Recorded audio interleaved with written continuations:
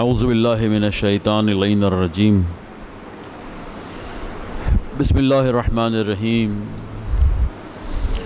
الحمد لأہلہ والصلاة والسلام علی اہلہا بسم اللہ الرحمن الرحیم ومن المؤمنین رجال صدقوا ما عاهدوا اللہ علیہ ومنہم من قضى النحب ومنہم من ينتظر وما بدلوا تبدیلا بسم اللہ الرحمن الرحیم قل انما اعظکم بواحدہ ان تقوموا للہ مثنی وفرادا۔ قرآن کی یہ دو بہت ہی مختصر سی آیات جس میں خدا مخاطب ہو کے رسول اللہ سے یہ کہتا ہے کہ مومنین کو یا یہ کہیے، آپ کہہ دیجئے ہمارا پیغام ہے، آپ پہنچا دیجئے۔ کیا پیغام ہے؟ پیغام یہ ہے کہ اعظکم بواحدہ، میں تو تمہیں ایک ہی نصیحت کرتا ہوں۔ خدا کہہ رہا ہے اے رسول آپ یہ بات کہہ دیجئے، میں تم کو ایک ہی نصیحت کرتا ہوں۔ اعظکم بواحدہ کیا ہے؟ ان تقوموا للہ، قیام کرو اللہ کے لیے، مثنی و فرادا، چاہے دو ہو جاؤ، گروپ بن جائے، لوگ تمہارا ساتھ دیں، فرادا کوئی تمہارا ساتھ نہ دے، اکیلے رہ جاؤ، قیام کرنا ہے تمہیں اللہ کے لیے قیام۔ اب یہ باتیں قرآن اور اسی طرح سے جو دوسری یا پہلی آیت جو میں نے پڑھی اس میں یہ تھا کہ مومنین میں سے کچھ ایسے مرد حضرات ہوتے ہیں، من المؤمنین رجال صدقوا ما عاهدوا اللہ علیہ، وہ اپنا اللہ سے کیا ہوا وعدہ سچا کر دکھاتے ہیں۔ منہم من قضى النحب، کچھ ہیں کہ جو اپنے سفر کو مکمل کر چکے ہیں، اپنے کیے وعدے کو پورا کر چکے ہیں۔ ومنہم من ينتظر، کچھ ہیں جو بھی انتظار کر رہے ہیں۔ وما بدلوا تبدیلا، اور قرآن واضح طور پہ کہتا ہے اللہ کی سنت میں تبدیلی آنے والی نہیں۔ موضوع ہمارا حالات حاضرہ، لیکن کیونکہ یہ ایام امام خمینی علیہ رحمہ کی برسی سے 32ویں برسی، 32 سال ہو گئے خمینی بت شکن کو اس دنیا سے گئے ہوئے، ہم سے بچھڑے ہوئے 32 سال مکمل ہوئے۔ واقعی اگر کوئی شخصیت ہمارے زمانے میں ان آیات کا، جن آیات کا میں نے تذکرہ کیا، قیام کرنا ہے اللہ کے لیے، چاہے اکیلے ہو چاہے گروپ بنا لو، بن گیا بہت اچھی بات ہے، نہیں تو اکیلے تو کرنا ہی ہے۔ اور دوسرا کہا کہ اللہ سے کیے ہوئے عہد کو پورا کر دکھایا، بڑی بات ہے۔ مومنین میں سے کچھ ایسے ہوتے ہیں کہ جنہیں وہ عہد یاد بھی ہوتا ہے جو انہوں نے اللہ سے کیا ہے۔ ہم تو ان مومنین میں سے، ضعیف مومنین میں سے ہیں، خود میں اپنی بات کر رہا ہوں کہ ہمیں تو یاد ہی نہیں کہ اللہ سے ہم نے کوئی عہد بھی کیا ہے۔ اللہ کا عہد یاد نہیں ہے، بقیہ سارے عہد یاد ہیں۔ کمپنی میں کیا عہد کیا ہے، تو مالک سے کیا عہد کیا ہے، تو دکان پر کیا عہد کیا ہے، تو بزنس میں کیا عہد کیا ہے، تو جاب پر کیا عہد کیا ہے، یہ وعدے تو یاد ہیں۔ لیکن وہ جو اپنے اللہ سے وعدہ کیا تھا، کچھ طے کر کے آئے تھے، ہمیں تو وہ یاد ہی نہیں ہے کہ ایسا کچھ طے بھی کیا تھا۔ بہرحال واقعی آپ کے زمانے کی اگر کوئی بڑی واضح سی ان آیات کا مصداق اور مثال ہے تو وہ خمینی بت شکن جیسی عظیم ذات کہ جنہوں نے جب قیام کیا تو واقعی اکیلے تھے۔ بزرگوں کو یاد ہوگا، جوانوں کو تو اچھا ملا ہے اس لیے انہیں اتنا یاد نہیں ہے۔ ہمارے بزرگان کو یاد ہوگا کہ جب خمینی بت شکن ابتدائی نعرے لگا رہے تھے، 2-3 بڑی بنیادی باتیں کی ہیں انہوں نے، 2-3 خمینی بت شکن نے بڑی بنیادی باتیں کی ہیں۔ پہلی بات کیا ہے؟ اسلام کی حاکمیت، اسلام کو حکومت کرنے کا حق نہیں ہے، یعنی مراد یہ کہ خالی اختیار نہیں ہے بلکہ یہ اس کا حق ہے کہ اسلام دنیا پر حکومت بنائے۔ اب یہ موضوع ذرا مشکل موضوع تھا۔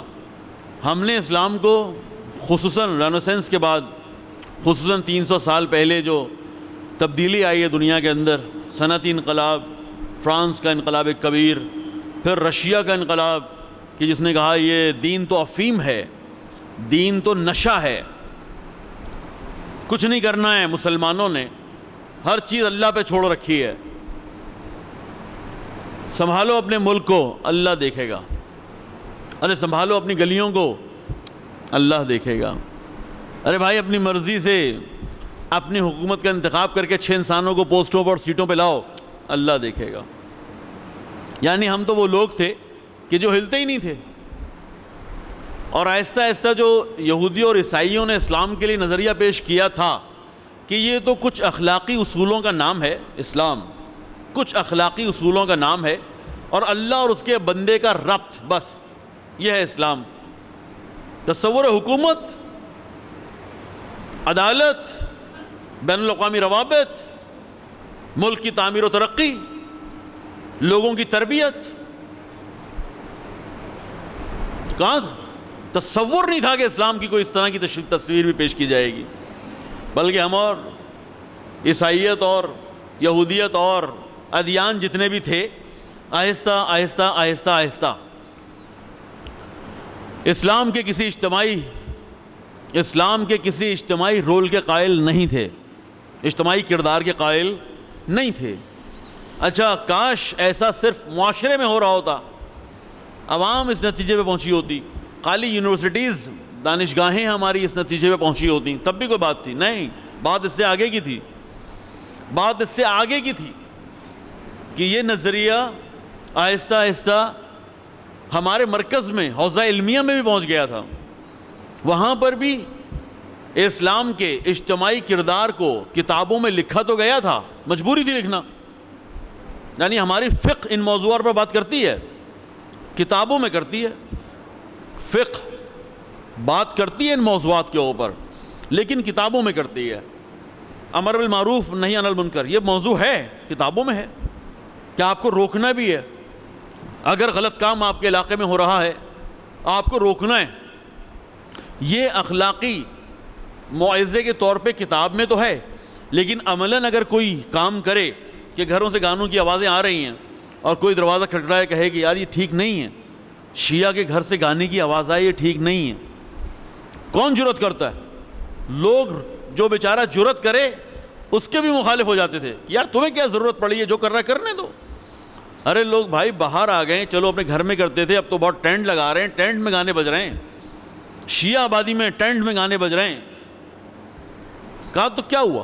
آپ کون ہوتے ہیں روکنے والے؟ یعنی حتیٰ یہ باتیں سننے کو مل جایا کرتی تھیں، امر بالمعروف کتابوں میں، اقامہ عدل، اقامہ قسط کتابوں میں، تربیت نوجوان اور انسان کتابوں میں، اور حکومت اسلامی کا عادلانہ نظام کہ جس بنیاد پر آپ اپنے دشمن سے کہیں کہ تمہیں حق نہیں ہے کہ تم ہماری زمین کی معدنیات کو لے کے جاؤ، یہ بات تو حکومتیں نہیں کرتی، عام انسان کیا کرے گا کہ بھائی ہمارا ملک ہے، ہماری گیس ہے، ہمارا ملک ہے، ہمارا آئل ہے، ہمارا ملک ہے، ہماری معدنیات ہیں، ہماری مرضی ہم جو چاہے کریں، ہمارا ملک ہے، ہمارے پڑوسی ہیں، ہماری مرضی ہم جس سے جو رابطہ رکھیں، افغانستان سے ہمارا رابطہ کیسا ہو، ایران سے ہمارا رابطہ کیسا ہو، یہ باتیں سب مشکل ہیں، کرنا مشکل ہیں۔ کہتے ہیں آپ کا کیا دخل ہے اس میں، آپ کا کیا رابطہ ہے اس میں؟ یعنی آپ تیار تھے کہ ہمارا ملک تاراج ہوتا رہے، پامال ہوتا رہے، اسلام کو کوئی کردار نہیں دینا، اسلام کو کوئی رول نہیں دینا ہے۔ دو طرح کے لوگ تھے یہ بھی، ایک وہ تھے جو اصلاً اسلام کے کردار کے ہی مخالف تھے کہ بھائی اسلام تو اخلاقی چند نصیحتوں کا مجموعہ ہے، بہت زیادہ ہوا ذاتی عبادات کا نام ہے، توضیح المسائل اٹھا لیجئے۔ ایک یہ گروپ تھا جو کہتا تھا کہ اسلام کو اصلاً حق ہی نہیں ہے کہ وہ مداخلت کرے انسان کے اجتماعی امور میں۔ ایک اور گروپ تھا جو رہبر معظم نے متعارف کروایا ابھی آخری تقریر میں، کہا کہ وہ دیندار ایسے دیندار تھے کہ جو رسول اللہ سے بھی زیادہ دیندار تھے، امام علی سے بھی زیادہ دیندار تھے، کہ دین اتنا مقدس ہے کہ اس کو سیاست میں مداخلت نہیں کرنی چاہیے، یعنی وہ دین کے تقدس کی وجہ سے۔ ایک گروپ دین کو کمزور ہونے کی وجہ سے، یہ سیکولر لوگ ہیں، یہ سیکولر ہیں لیکن دنیاوی سیکولر ہیں، دنیاوی سیکولر ہیں کہ دین تو اس قابل ہی نہیں ہے کہ آپ اس کا کردار اتنا بڑا کردار اس کو دیں، چھوٹا سا ہے دین. اور ایک مذہب ہے ہمارے یہاں، ایک گروہ ہے دین کو اتنا مقدس بناتا ہے، کہتا ہے کہ اصلاً دین کو سیاست میں وارد ہی نہیں ہونا چاہیے، دین کا تقدس پامال ہوتا ہے. رہبر معظم نے ان کا نام رکھا ہے دینی سیکولر ہیں. ان کو دنیاوی سیکولر کہا کہ جو اسلام کے مقام کو گراتے ہیں، اور جو اسلام کے مقام کو اتنا اٹھا دیتے ہیں کہ رسول اللہ اور امام علی علیہ السلام سے بھی زیادہ دین کو سمجھتے ہیں، ان کو کہا یہ دینی سیکولر ہیں.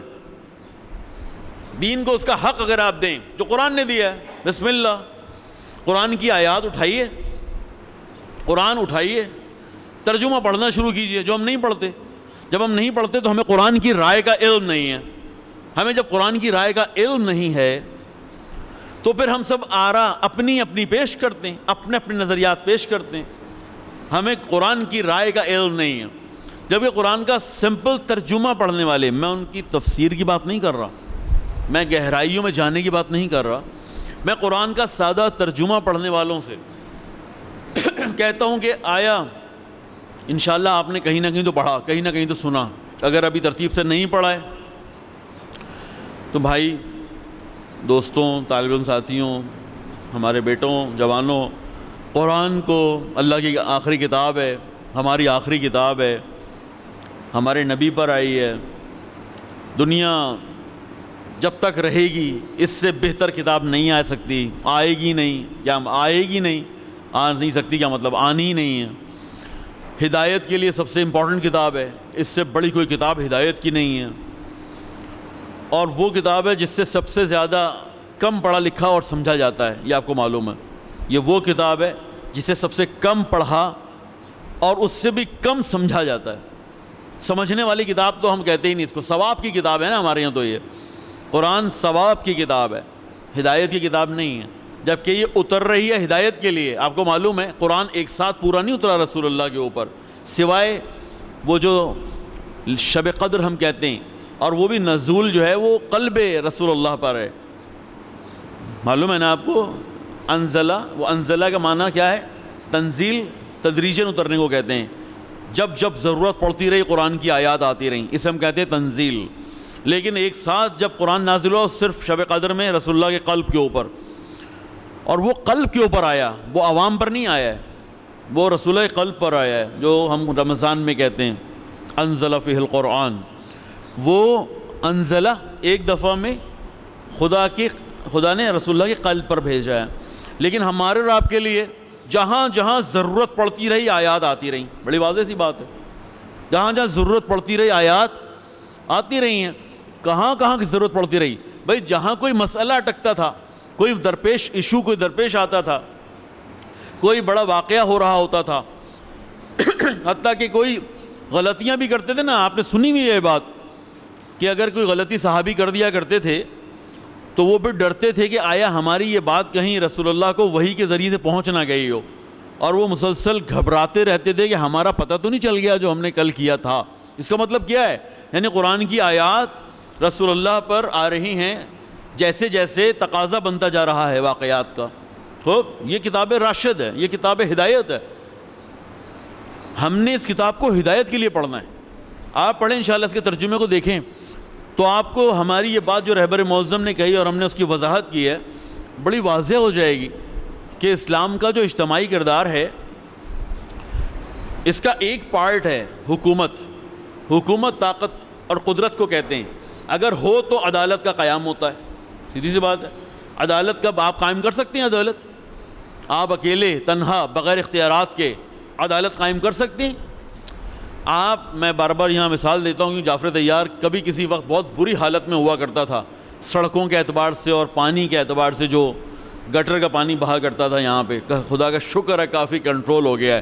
لیکن میں نے اسی ممبر پہ 2 مرتبہ پہلے بھی تذکرہ کیا ہے کہ ہمارے پاس اگر طاقت اور قدرت نہ ہو تو ہم اختیار رکھتے ہیں کہ اپنے علاقے کے گٹر لائنوں کو صحیح کر لیں، سڑکوں کو صحیح کر لیں. ملموس مثال دے رہا ہوں آپ کو تاکہ لمس قریب ہو جائیں آپ میری بات سے.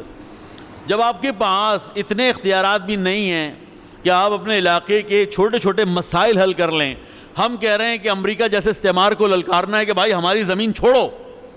سعودی عربیہ سے کہنا ہے بھائی اپنے پریشر کو ختم کرو، ہماری مرضی ہم جس سے رابطہ قائم کریں، ہماری مرضی ہے.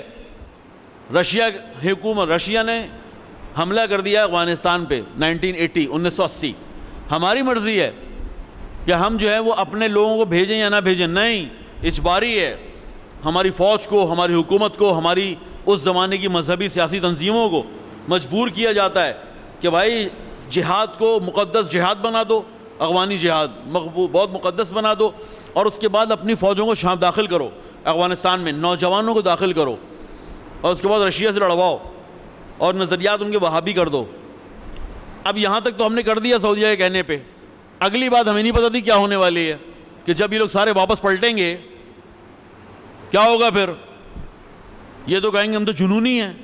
جنونی کیوں ہیں بھائی؟ وہابیت کو آپ نے تو کہا کہ جہاد کرو کافروں کے مقابلے میں، اور اس کے بعد جو بھی اللہ کے نظام کو نہیں مانتا اس کو نیست و نابود کر دو. یہ نظریہ دے کے آپ نے بھیج دیا تھا. اب جب وہاں وہ فارغ ہو گئے، رشیا واپس چلا گیا، ان کو آپ نے پاکستان میں جگہ دینی تھی، آؤ بھائی آؤ. اب جب آ رہے ہیں تو انہوں نے کہا بھائی ہمارے لیے دروازے کھولو، ہم نے تو وہی والی حکومت قائم کرنی ہے جس کی باتیں ہم کر کے آ رہے ہیں افغانستان کے اندر. اب آپ پھنس گئے، اب آپ پھنس گئے. اب آپ نے کہا بھائی رک جاؤ، ہم نے تمہیں تیار کیا تھا، واپس آ جاؤ. وہ جو ہم نے تمہارے سافٹ ویئر لگایا تھا نا، مذہبی سافٹ ویئر، اس کو واپس نکالو. انہوں نے کہا جی ہم نہیں نکالتے، اگر آپ نے ہمیں یہاں جگہ نہیں دی آپ کو ماریں گے. حملے نہیں کیے فوج کے اوپر، انہوں نے حملے شروع کر دیے پولیس پر، انہوں نے حملے شروع کر دیے مسجدوں میں انہوں نے، اور پھر بعد میں بچوں کے اسکولوں پر. کس نے حملے کیے؟ یہ تمہارے بنائے ہوئے لوگ تھے. لیکن بنائے کیوں تھے؟ کیونکہ ہم سعودی عربیہ کے کہنے پر چلتے تھے. تو ہمیں تو اتنے اختیارات بھی نہیں تھے کہ ہم جو ہیں وہ سعودیہ کی مرضی کے بغیر اس پاکستان میں کچھ کر سکیں، امریکہ کی مرضی کے بغیر اس پاکستان میں کچھ کر سکیں. اتنے اختیارات بھی ہم کو نہیں تھے. یہ ہماری حالت تھی اور ہے، ابھی بھی ہے. ابھی ہم نکلے نہیں ہیں اس سے. خدا نہ کرے کہ ان دونوں سے نکل کے پھر چائنا اور رشیا کی گود میں گر جائیں. ہماری تو حالت بہت بری ہے اس وقت. اپنے پاؤں پہ کھڑے ہونے کا سوچتے ہی نہیں ہیں کہ بھائی استقلال بھی کوئی چیز ہوتی ہے. اپنے ہاتھ میں اپنے اتنا بڑا ملک اللہ نے تمہیں دیا ہے، اتنا بڑا ملک اللہ نے دیا، اور اس میں اتنی نعمتیں رکھی ہیں اللہ نے. اگر تم چاہو سپر پاور بن سکتے ہو. جیسا پانی تمہارے پاس ہے، جیسی آب و ہوا تمہارے پاس ہے، جیسے پہاڑ تمہارے پاس ہیں، جیسے زرعی زمین تمہارے پاس ہے، جیسے پانی کا نظام بچھا ہوا ہے شمال سے لے کے جنوب تک جو تمہارے پاس ہے، جیسی محنتی اور جفاکش عوام تمہارے پاس ہے، اور قانے. ایک تو ہے محنتی اور جفاکش، دوسرے یہ قانے بھی ہیں، یعنی کم پر قانے ہو جاتے ہیں. تم نے ان کی حالت خراب کر دی ہے. 8-8 گھنٹے کی بجلیاں بند کر دیتے ہو، کبھی شکر کی لائن میں لگاتے ہو، کبھی گیس کی لائن میں لگاتے ہو. اتنا طاقتور ملک ہے، تمہیں اندازہ ہی نہیں ہو رہا کہ یہ بڑی طاقتیں مل کے تمہارے ساتھ کیا کر رہی ہیں، اس ملک کے ساتھ کیا کر رہی ہیں. تمہیں اس کا اندازہ ہی نہیں ہو رہا. اب یہ سب آپ کیسے صحیح کریں گے جب تک آپ اسلام کو، وہی رسول اللہ کا اسلام، وہی قرآن نے جو انبیاء، سارے انبیاء اپنے زمانے کی بڑی طاقتوں سے ٹکرا رہے ہیں. آیا ایسا ہے یا نہیں؟ قرآن اگر آپ نے ترجمے کے ساتھ پڑھا ہے تو انشاءاللہ، لیکن ابھی پڑھا نہیں ہے آپ نے غور سے. جو آپ نے سن رکھا ہے کہ آیا حضرت موسیٰ علیہ السلام فرعون سے نہیں ٹکرا گئے، حضرت ابراہیم علیہ السلام نمرود سے نہیں ٹکرا گئے. سارے انبیاء. سورہ ہود کو میں کہہ رہا ہوں آج کل زیادہ زور دے رہا ہوں کہ اگر آپ سورہ ہود پڑھیں انشاءاللہ تو اس میں ایک ساتھ بہت سارے انبیاء کا تذکرہ اور ان کے کاموں کا تذکرہ موجود ہے کہ بھائی انبیاء آئے کیوں تھے، کہاں آئے تھے، کیا بات انہوں نے اپنی قوم سے کہی، قوم نے نہیں مانی، عذاب آ گیا. یہ باتیں الحمدللہ سورہ ہود میں ذرا تفصیل کے ساتھ، یا یوں کہیے اجمال کے ساتھ، لیکن زیادہ تر انبیاء کا ذکر آ گیا ہے سورہ ہود میں. تو دیکھیں اس کو پتہ چلا ہے کہ یہ تو انبیاء کی روش ہے، کہ جو خمینی بت شکن شروع کر رہے ہیں یہ تو انبیاء کی روش ہے. رسول اللہ جو کام شروع کر رہے ہیں یہ تو انبیاء کی روش ہے. رسول اللہ نے کیا کہا ہے؟ قولوا لا الہ الا اللہ تفلحوا. دیکھیں پہلا پیغام کیا ہے قرآن کا، پہلا پیغام کیا ہے اسلام کا، پہلا پیغام کیا ہے رسول اللہ کا. رسول اللہ کا پہلا پیغام جب شروع کیا لوگوں کو درس دینا، لوگوں کو اپنی طرف بلانا، لوگوں کو اسلام کی دعوت دینا. یہ نہیں کہا لوگوں نماز پڑھو، پہلا حکم آ گیا ہے نماز پڑھو، پہلا حکم آ گیا ہے روزہ رکھو، پہلا حکم آ گیا ہے چلو چلو حج پہ چلیں. نہیں ہوا ہے. ہم انہیں فروع دین کہتے ہیں. احکامات فروع دین میں نہیں آئے، احکامات سیدھے اصول دین میں آئے. کہا بولو لا الہ الا اللہ تفلحوا. پہلا حکم کہو لا الہ الا اللہ اور نجات پا جاؤ. عجیب. اللہم صلی علی محمد و علی محمد وعجل.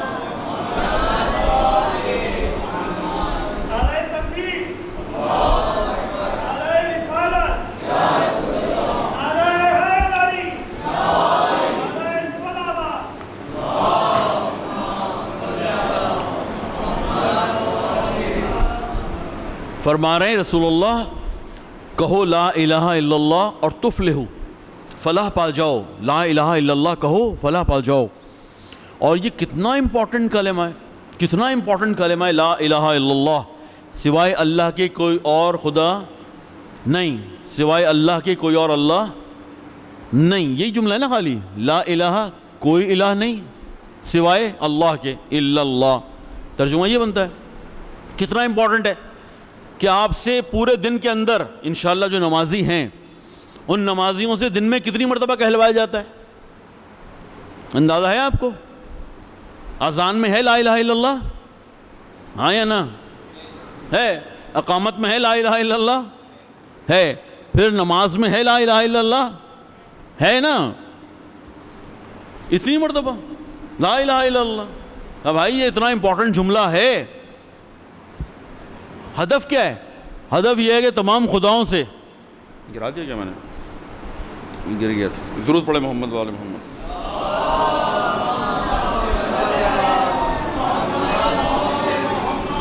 یہ اتنا امپورٹنٹ موضوع اور جملہ ہے لا الہ الا اللہ کہ جو آپ کی فلاح کے لیے کافی ہے، تفلحو فلاح پا جاؤ۔ اور اتنا امپورٹنٹ ہے کہ ہم سے روزانہ اتنی مرتبہ کہلوایا جاتا ہے لا الہ الا اللہ، لا الہ الا اللہ۔ کیوں بھائی؟ اس لیے کہ اس کا ہی اصل مسئلہ یہی ہے کہ آپ نے پہلے اپنی توحید کو بہتر کرنا ہے، اور توحید یہ ہے کہ آپ سوائے خدا کے بقیہ تمام خداؤں سے جان چھڑائیں، اللہ کی طاقت کے علاوہ بقیہ تمام طاقتوں سے جان چھڑائیں، برأت کریں۔ جب اللہ ہے اور اللہ اکبر ہے، اللہ بھی ہے اور اللہ اکبر بھی ہے، سب سے بڑا ہے، یعنی دوسرے لفظوں میں اللہ کے مقابلے میں کوئی ہے ہی نہیں، آؤ اس اللہ کی عبادت کرو، آؤ اس اللہ کو مانو۔ اگر اللہ لا الہ الا اللہ کی بنیاد پر اگر یہ اتنا بڑا موضوع ہے تو اس کو سمجھنے کی ضرورت ہے کہ یہ اتنا بڑا موضوع ہے، اسے سمجھنے کی ضرورت ہے۔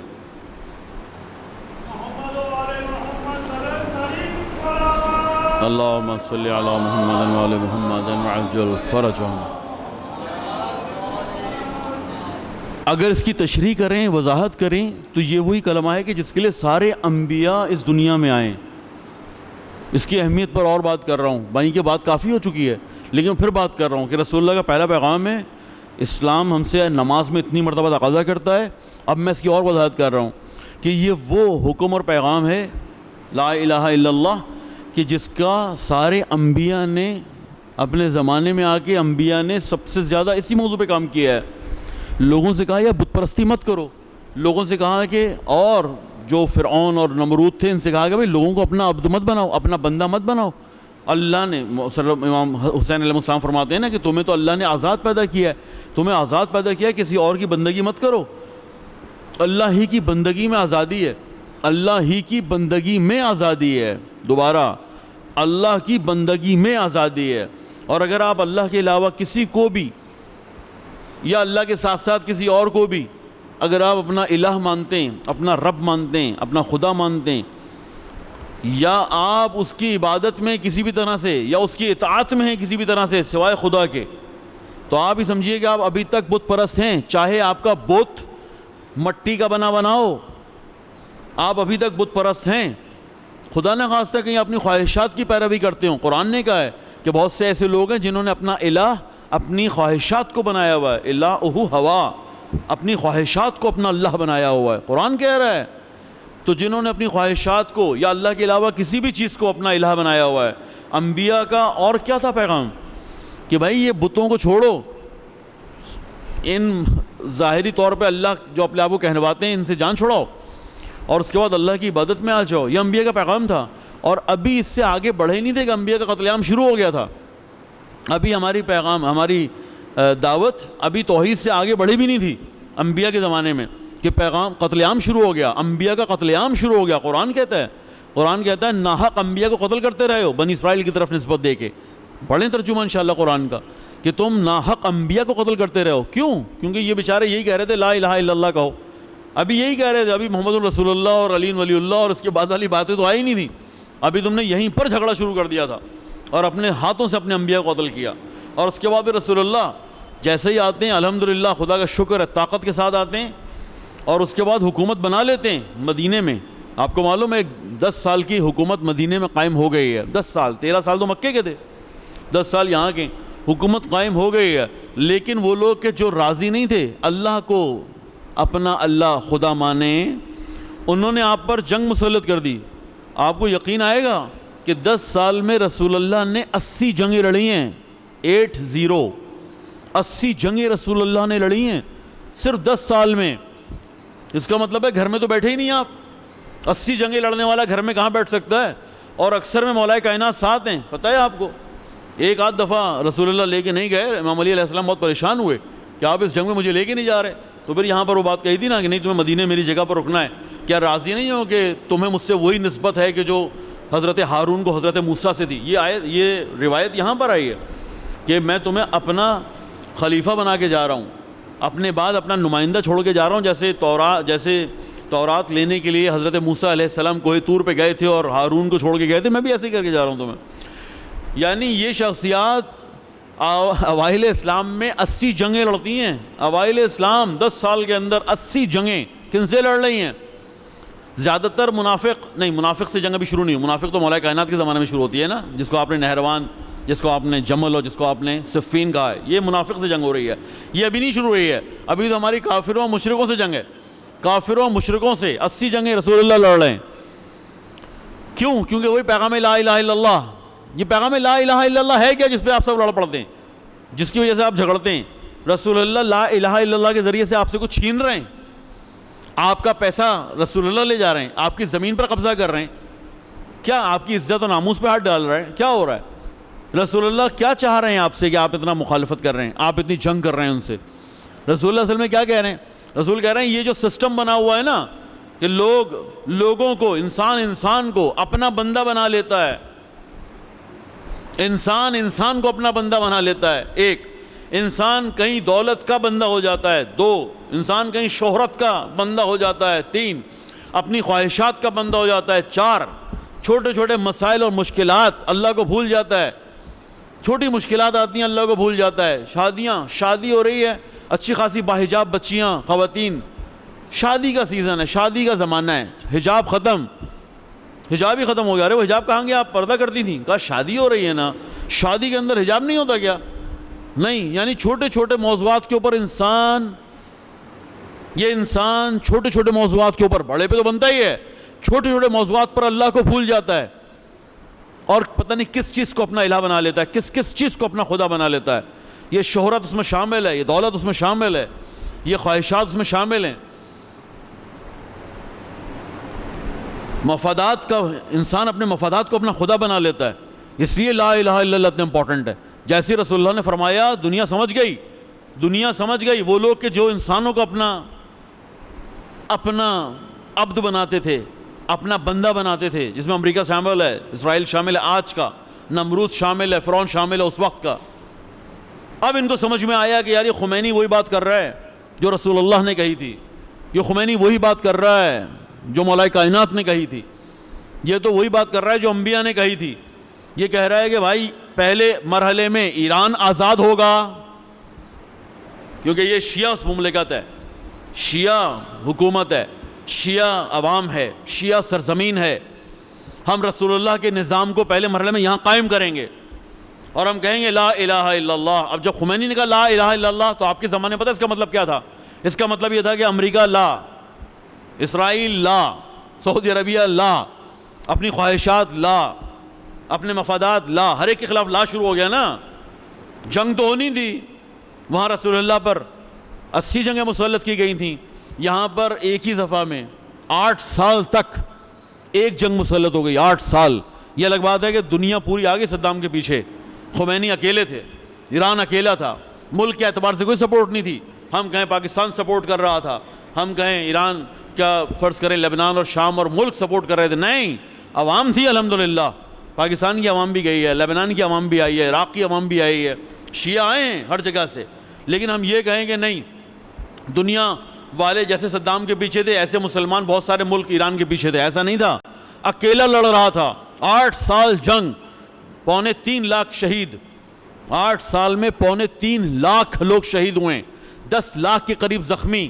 10 لاکھ زخمی کسے کہتے ہیں؟ 10 لاکھ زخمی، جن میں 3.5 لاکھ ایسے ہیں کہ جن کے اتنے خطرناک زخمی ہیں کہ کسی کا پاؤں نہیں ہے، کسی کا ہاتھ نہیں ہے، کسی کی آنکھیں نہیں ہیں. اتنے خطرناک زخمی ہیں 3.5 لاکھ. لاکھ سوا لاکھ زخمی ہیں جو کیمیکل بم کے زخمی ہیں، کیمیکل ممنوع بم کہ جو برسایا گیا ہے، صدام کو دیا ہے جرمنی نے کہ بھئی آزماؤ، ہم نے نیا بم بنایا ہے، اس کو آزماؤ، اس کے اثرات دیکھو. انہوں نے حلبچہ اور شلمچے 2 جگہوں پر سٹارٹ لیا ہے. اپنی عوام پہ بھی گرایا صدام نے اور ایران کی عوام پہ بھی گرایا. کیمیکل بم گرا دیے، ہائیڈروجیکل بم گرا دیے. یہ سب استعمال ہوا ہے اس ایران عراق جنگ میں. کیوں؟ خمینی کا قصور کیا تھا؟ وہی جو انبیاء کی آواز تھی، وہی جو رسول خدا کا کہنا تھا، وہی جو مولا کائنات کی خواہش تھی، وہی جو اہل بیت علیہ السلام کی خواہشات تھیں، جو سب اپنی دنیا چاہتے تھے کہ آپ کی دنیا کو بسائیں، جو چاہتے تھے کہ آپ کی دنیا کو اچھا بنائیں. آپ یاد رکھیے گا، یہ اہل بیت علیہ السلام، یہ انبیاء، یہ آپ کی دنیا سے کچھ نہیں لیں گے.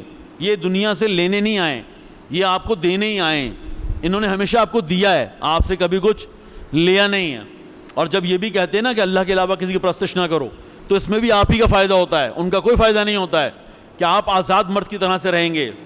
آپ انشاءاللہ عبادات میں آزاد ہیں، معاملات میں آزاد ہیں، حرام کھائیں گے نہیں، مجبور نہیں ہو جائیں گے. سر جاب ہی نہیں ہے ملک کے اندر، سب سے زیادہ جاب ہے بینک کی جابیں. اب ہر آدمی فقہی سوال کر رہا ہے، شرعی سوال کر رہا ہے. کیا کریں؟ ملٹی نیشنل کمپنیز ہیں، سود کے اوپر چلتی ہیں. کیا کریں؟ جاب کریں یا نہ کریں؟ یعنی پھنس گئے انسان. کیا کرے؟ چھوٹی چھوٹی دکانیں ہی بنائیں تو اس میں بھی حرام کا مسئلہ ہے. یہ جو مرچیں آ رہی ہیں ساری ملاوٹ والی آ رہی ہیں. اب ہم نے پرچون کی دکان کھولی ہوئی تھی، سوچا اپنا ہمارا کاروبار ہے، اپنا کاروبار تو ایمانداری سے کر لیں. پتہ چلا اس میں بھی آپ آزاد نہیں ہیں. نہیں ہیں آپ آزاد. پاکستان کے اندر کسی نے کہا کہ ہم گڑ بیچیں گے، چھوڑ دیں گے. چینی خراب ہے، خطرناک چیز ہے، زہر ہے، وائٹ. اگر پوائزن حقیقت میں کوئی وائٹ پوائزن ہے تو وہ چینی ہے، جو ہیروئن سے زیادہ خطرناک ہے. ہیروئن کو ایک آدمی 4 سال میں 8 سال کے اندر پتہ چل جاتا ہے گیا دنیا سے. لیکن جو سولو پوائزن دیا جا رہا ہے نا پوری معاشرے اور پوری قوم کو، شوگر یعنی وائٹ شوگر کی صورت میں، اس کا آپ کو پتہ ہی نہیں چلتا. یہ آرام آرام سے آپ کو مارتی ہے، یہ آرام آرام سے آپ کو تباہ کرتی ہے، پوری قوم نسلوں کو تباہ کر رہی ہے. آپ کے سامنے ہی ہیں. خوب اب کسی نے فیصلہ کر لیا پاکستان کے اندر کہ یار ہم تھوڑے علاقے میں اپنا گنا لگائیں گے، ہمارے پاس زمین ہے، اور اس گنے سے پھر ہم بعد میں خود اپنا گڑ بنائیں گے اور قوم کہیں گے یار براؤن شوگر استعمال کرو. آپ کو یقین آئے گا نہیں آئے گا کہ ان شوگر مل والوں نے پاکستان میں قوانین بنائے ہوئے ہیں. شوگر مل والوں نے پاکستان میں قانون بنایا ہوا ہے کہ آپ اپنی مرضی سے گنا بھی نہیں بنا سکتے، خصوصاً ان علاقوں میں جہاں شوگر مل موجود ہے. ہاں جہاں شوگر مل نہیں ہے، بہت دور جہاں سے گنا آ ہی نہیں سکتا، آپ وہاں پہ گنا بنا لیجئے اور پھر گنے سے گڑ بنا لیجئے. لیکن اگر آپ نے کہا اس علاقے میں جہاں شوگر مل موجود ہے آپ گنے سے گڑ نہیں بنا سکتے، شوگر نہیں بنا، وائٹ براؤن شوگر نہیں بنا سکتے. کیوں؟ قانوناً جرم ہے. ڈی سی اور پتہ نہیں پولیس کے فلاں سب آگے حملہ کر دیتے ہیں اور آپ کے اوپر جرمانہ کر دیتے ہیں، اور اس کے بعد پھر آپ کا گنا جو ہے نا وہ بکتا ہی نہیں ہے. یعنی سزا لگا دیتے ہیں آپ کے اوپر، جرمانہ لگا کے اس کو باقاعدہ جو ہے وہ سیل کر دیتے ہیں. عجیب پاکستان میں قانون بنے ہوئے. کس نے بنوایا؟ شوگر مل والوں نے. واہ، جن کے پاس طاقت بنوا لیا انہوں نے. یا آپ کے علاقے میں جو کچھ بھی نہیں ہو رہا نا، کنسٹرکشن کا کام نہیں ہو رہا ہے، تعمیراتی کام نہیں ہو رہا ہے، روڈیں نہیں بن رہی ہیں، نہیں بنیں گی، کہ الیکٹرک کا معاملات اتنے خراب ہیں. کیوں ہیں؟ کیونکہ آپ کے بڑے لوگوں نے ان سے معاہدے کیے ہوئے ہیں، یہ خود پھنسے ہوئے ہیں، یہ معاہدے ہوئے ہیں ان سے. ابھی آپ نے سنا ایران کے اندر جو ہے وہ باقاعدہ بجلی کٹی ہے 2 گھنٹے کے لیے. اب روزانہ ایک شیڈول آ گیا ہے تہران میں، مشہد میں. وہ لوگ کہ جو بجلی کو باہر بھیجتے تھے، انرجی کو باہر دیتے ہیں، گیس ان کی باہر جاتی ہے، ان کے یہاں گیس کی لوڈ شیڈنگ ہو رہی ہے، ان کے یہاں بجلی کی لوڈ شیڈنگ ہو رہی ہے. ارے بھائی یہ کیا ہے؟ پتہ چلا روحانی صاحب نے ایک معاہدہ کیا ہوا پیرس سے، اور اس پیرس کے معاہدے کا لازمی جز ہے کہ آپ کو اپنے ملک کے اندر یہ کام کرنا ہے، چاہے آپ کے پاس وافر مقدار میں بھی ہو. عجیب بات ہے. یہ کون سے قوانین ہیں بھائی؟ یہ وہ ہیں، یہ جو میں کہہ رہا تھا کہ اہل بیت جب بھی آئیں گے نا آپ کو انہی بڑی طاقتوں سے آزادی دلوائیں گے. تو کہیں گے بھائی اپنی مرضی سے فیصلے کرو، قرآن کی مرضی کے مطابق فیصلے کرو، انسانیت کے مطابق فیصلے کرو. یہ اہل بیت علیہ السلام کا کام تھا، یہ انبیاء کا کام تھا، اور یہ خمینی پت شکن نے سمجھایا ہے اور وہ کامیاب ہو گئے. آپ کو پتہ ہے کہ 2 پرانے نبی حضرت داؤد اور حضرت سلیمان جن کو موقع ملا حکومت بنانے کا، اللہ کا نظام. تیسرے نمبر پہ رسول خدا کہ جن کو 10 سال، مولا کائنات 4.25 سال، اور امام حسن علیہ السلام 3 یا 4 مہینے، بس یہ قائم ہوئی ہے پوری دنیا میں اسلامی حکومت. حضرت آدم علیہ السلام سے لے کر آج تک یہ پہلی مرتبہ ایسا ہو رہا ہے کہ ایک اسلامی نمائندہ، آپ کا فقیہ، آپ کا مجتہد، آپ کا عالم، خمینی بت شکن روح اللہ الموسوی الخمینی، وہ اسٹینڈ لیتے ہیں اور کہتے ہیں قرآن کی اور اہل بیت علیہ السلام کی خواہشات کے مطابق اسلامی حکومت کا قیام. 40 سال ہوئے ہیں, ابھی پریشان نہ ہو. 40 سال ہمارا مقابلہ ہے جو ہزار سال پر مشتمل, کم سے کم 300 سال پہلے کا نظام ہے یہ, جس کو آپ لبرل ڈیموکریسی کہتے ہیں. لبرل ڈیموکریسی یا کیپٹلزم اور سوشلزم جو آپ پر مسلط ہے, 300 سال ہو گئے ان کو, جو ملک تباہ کرتے ہیں دنیا کو. ابھی جب آپ نے کام شروع کیا 40 سال ہوئے ہیں. 40 سال کے اندر آپ بہت بڑے نتائج کی توقع نہ کریں, جبکہ آپ کے اوپر چاروں طرف سے پریشانیاں, مشکلات, پابندیاں اور شہادتیں بھی ہوں. آپ کا ایٹامک انرجی کا ٹیچر, آپ کا ایٹامک انرجی کا ڈاکٹر بڑھنے لگتا ہے, اس کو شہید کر دیتے ہیں. آپ کا ایک حاج قاسم سلیمانی دنیا کو جا کے آزادی کا درس دیتا ہے, اس کو شہید کر دیتے ہیں. آپ کے ملک کے اندر پتہ نہیں کتنے ایٹامک انرجی کے لوگ شہید ہو گئے, آپ کو اندازہ نہیں ہے. آپ کا بھی ایٹامک انرجی کا سائنسدان شہید ہوا بیچارہ, اس کو مشرف نے شہید کیا ہے. وہ ہے زندہ لاش کی صورت میں, ہے زندہ لاش کی صورت میں. کیوں؟ اس کو سزا ملی اس بات کی کہ انہوں نے پاکستان کو جو ایٹامک طاقت بنا دیا ہے. 1000 کے قریب, اگر میں غلطی نہیں کر رہا, بڑی شخصیات جس میں سینکڑوں سائنسدان موجود ہیں ایٹامک انرجی کے, عراق میں شہید ہو چکے ہیں. افغانستان نے بندے مار دیے. یہی نہیں, صرف یہی نہیں ہوا ہے. اگر اس انرجی پہ کسی نے اٹلی میں کام کیا ان کی مرضی کے بغیر, فرانس میں کام کیا ان کی مرضی کے بغیر, انہیں بھی شہید کیا انہوں نے. وہ عیسائی تھے, انہیں بھی مارا ہے, ان کی بھی ایک الگ لسٹ ہے. تو انہوں نے تو اصل میں پاکستان نہیں, دنیا کے کسی ملک کو اپنے پاؤں پہ کھڑے نہیں ہونے دینا, کیونکہ استعمار کہتے اسی کو ہیں, آپ ہمیشہ ہمارے محتاج رہیے. ابھی سر اٹھایا ہے یمنیوں نے, کاٹ رہے ہیں یمنیوں کا سر کہ تم نے ہمت کیسے کی, ہم نے 30 سال تمہارے اوپر علی عبداللہ صالح نامی خبیث انسان مسلط رکھا, 30 سال 30. ابھی تم نے جرأت کی اس کو ہٹا کے, پھر ہم نے بندہ تمہیں دیا عبدالہادی منصور, تم نے اس کو بھی کہا نہیں رکھنا, اور اب تم کہتے ہو کہ ہم سعودی عربیہ سے نجات پا کے خود اپنے پاؤں پہ کھڑا ہونا چاہتے ہیں. اب آپ دیکھیں حوثیوں کا کیا حال ہو رہا ہے. پوری دنیا سے اسلحہ آتا ہے, پوری دنیا سے جہاز سپورٹ کرتے ہیں, یعنی جنگی جہاز. پانی کا محاصرہ ہے, ہوا میں محاصرہ ہے, زمین پر محاصرہ ہے. دوائیں نہیں آ رہی, غزہ تو چھوڑ دیجئے آپ, دوائیں نہیں آ رہی. اب ایسی جگہ پر, ایسے ملک میں اس طرح کے مسائل, بھائی ان سے کب نجات ملنی ہے, ان کے خلاف کب قیام ہونا ہے, کب آپ نے اپنے پاؤں پہ کھڑا ہونا ہے, کب اسلام کی آواز کو سننا ہے. اور جب آپ یہ زمینہ بنائیں گے, آپ انشاءاللہ طاقت ہاتھ میں ہوگی, اور آہستہ آہستہ لوگوں کو امپاور کریں گے. لوگوں کو امپاور کرنا سب سے بڑا ہدف ہے. لوگوں کو باشعور کریں اور لوگوں کو پاور دیں. پاور آپ دیں گے تو آپ یقین کیجئے پھر آپ انشاءاللہ اپنے امام کے ظہور کی طرف قدم بڑھانا شروع کریں گے. مطمئن ہو جائیے, سوائے اس کے کوئی اور راستہ نہیں ہے, سوائے اس کے کوئی اور راستہ نہیں ہے. جب لوگوں میں شعور بڑھے گا اور لوگ اپنے فیصلے خود کرنے کی صلاحیت پیدا کریں گے. صلاحیت بھی ضروری ہے, خالی شعور کافی نہیں ہے, صلاحیت بھی ضروری ہے. اور جب یہ 2 قدم ایک ساتھ اٹھنا شروع ہو جائیں گے نا, تو آپ سمجھ جائیں کہ اب تک جو امام ظہور نہیں کر رہے, اس کی وجہ یہ ہے کہ انہیں اس طرح کے لوگ نہیں مل رہے.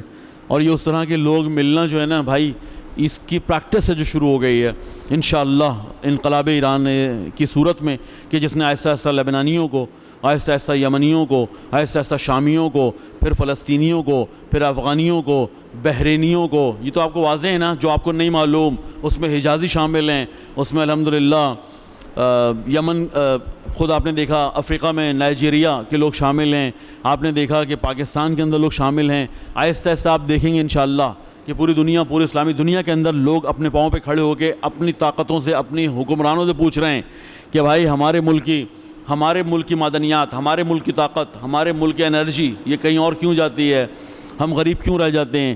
اب یہ سٹینڈ شروع ہوا ہے. جب یہ سٹینڈ شروع ہوگا نا, اس کا مطلب ہوگا تو لوگ عدالت کے طلبگار بنیں. اب آپ میری بات سمجھیے گا, احادیث کی طرف آئیے. وہ احادیث کے جو آئی ہوئی ہیں روایات میں, کہ آپ کو اگر آپ انشاءاللہ پڑھی ہیں آپ نے تو آپ کو یاد ہوگا کہ جو بڑا کام بتایا گیا ہے امام کا, آپ کے آخری امام کا, انشاءاللہ جب آئیں گے کیا کریں گے, کہا کہ جیسے یہ دنیا بھری ہوگی ظلم اور جور سے, آئیں گے اور آ کے اس کو بھر دیں گے عدالت سے. یہی سنا نا آپ نے, انصاف اور عدالت سے بھریں گے آ کے. تو وہ کب بھریں گے؟ جب ہم میں سے سب کے اندر جستجو پیدا ہوگی عدالت کی, ہمارے اندر جستجو پیدا ہوگی تبدیلی کی. اور پھر وہ جستجو نہیں ہوگی, وہ صرف شعور نہیں ہوگا, اس کے لیے ہم تیاری بھی کریں گے.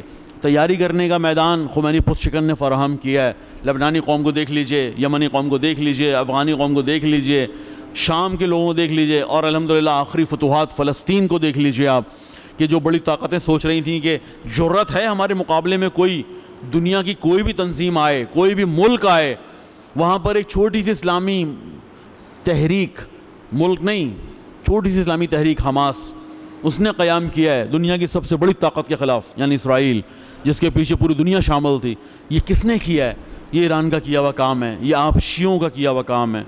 اسے اپنے اون کیا کریں، گھبرانے کی ضرورت نہیں، اسے اون کریں، آپ آگے بڑھیں ہمت اور حوصلے سے۔